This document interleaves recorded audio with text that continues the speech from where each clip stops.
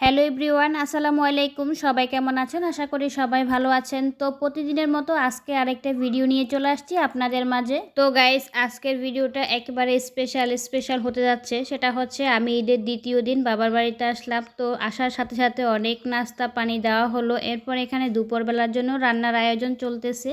এখানে আছে গরুর মাংস, ফ্রিজ থেকে নামিয়ে ভিজিয়ে রাখছে বরফ ছুটানোর জন্য। এরপর হচ্ছে খাঁটি একেবারে টাটকা পুঁই শাক কেটে রাখছে। এখানে আছে শিং মাছ। এদিকে হলো খাঁটি একেবারে দেশি মুরগির মাংস।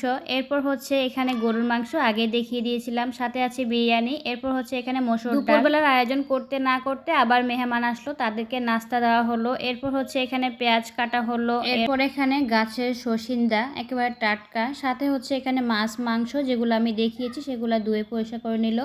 এখানে দেখেন রান্না শেষ হওয়ার পর আবার খবর আসছে মেহমান আসতেছে, তাই মেহমানদের জন্য আবার নতুন করে নাস্তার রেসিপি বানানো হচ্ছে। যেহেতু এখন ঈদের সময়, ঈদ বলে কথা, মেহমান তো আসবেই, সকাল দুপুর বিকেল রাত্রে, মানে মেহমান তো আসবেই, সেটাই হচ্ছে একেবারে কমন বিষয় ঈদের সময়। আর এখানে দেখেন সবার জন্য বিরিয়ানি নেওয়া হলো। তো আমার বোন একে একে সব বিরিয়ানি আর এখানে হচ্ছে পাস্তা রেসিপি আর কি সাজিয়ে নিচ্ছে। দেখতে ভীষণ ভালো লাগছে আর নাস্তাগুলো অনেক বেশি মজা হয়েছে।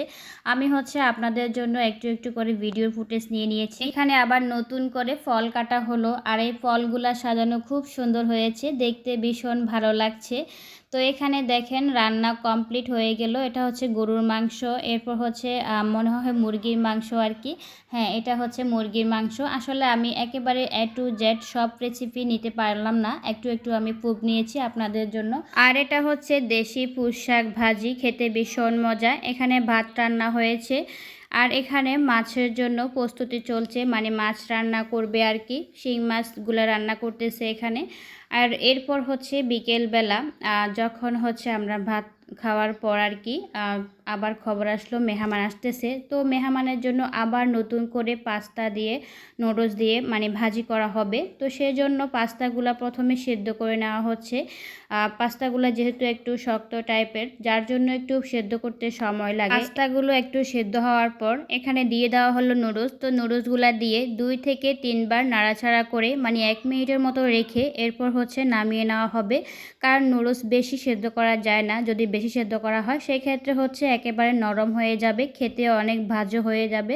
তাই হচ্ছে 2 থেকে 3 বার নাড়াচাড়া করে এরপর হচ্ছে মানে নামিয়ে নিতে হয়।